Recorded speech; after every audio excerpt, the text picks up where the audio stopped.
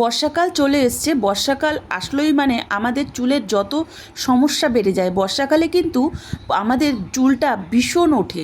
এর ফলে কি হয়, আমাদের চুলটা পাতলা হয়ে যায়। বর্ষাকাল আসলেই আমাদের চুলে যত সমস্যার কারণ।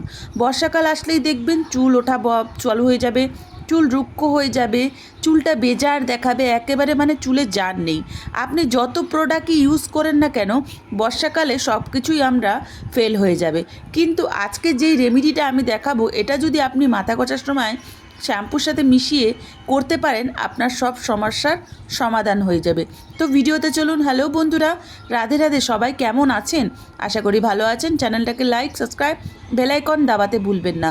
বন্ধুরা, বর্ষাকাল এমনই একটা জিনিস, এটা প্রত্যেকটা মানুষেরই সমস্যা হয়। বর্ষাকাল আসলে খুশকি, তারপরে মনে করুন আমাদের হেয়ার ফল, হেয়ার কন্ট্রোল না হওয়া, আমাদের মনে করুন চুল ড্যামেজ হয়ে যাওয়া, এগুলো কিন্তু বেশি হয়, কিন্তু আমরা টের পাই না। তাহলে আজকের এই রেমেডিটা আপনাদের জন্য। আপনাদের কাছে নিম পাতা যদি বাড়ির আশেপাশে থেকে থাকে, নিয়ে চলে আসুন। শুকিয়েও রেখে দিতে পারেন, আবার কাঁচাটাও ব্যবহার করতে পারেন।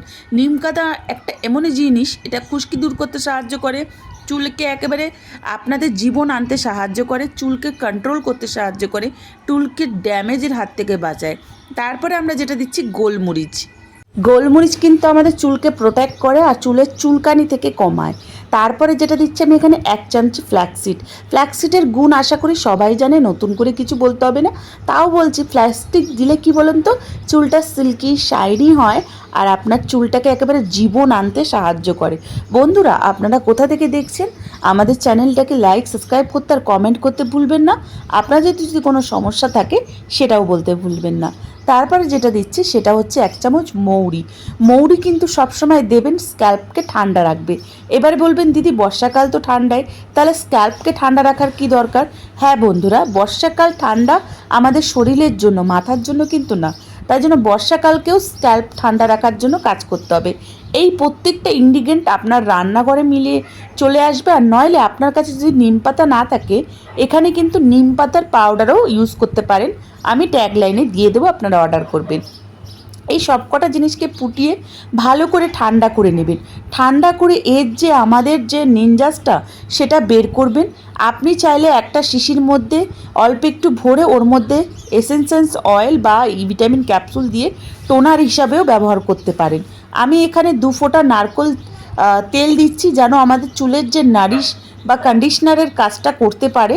হ্যাঁ, এর ফলে কি হবে, আমাদের চুলটা সফট অ্যান্ড শাইনি হবে। এই সবকটার মধ্যে আপনি যে কোনো শ্যাম্পু মিশিয়ে নেবেন ভালো করে। নিয়মিত সপ্তাহে যতবারই শ্যাম্পু লাগান, তার জলে এইটা শ্যাম্পুটা ব্যবহার করবেন। শ্যাম্পুর যে কেমিক্যাল আছে সেই ভাবটা দূর চলে যাবে, আর আমাদের শ্যাম্পুটা তৈরি হয়ে গেল। তাহলে এটা ব্যবহার করবেন নিয়মিত। এর ফলাফল কেমন আমাকে কমেন্ট করতে ভুলবেন না। আর তার সাথে সাথে জল পান, ডায়েট ভালো নিতে ভুলবেন না।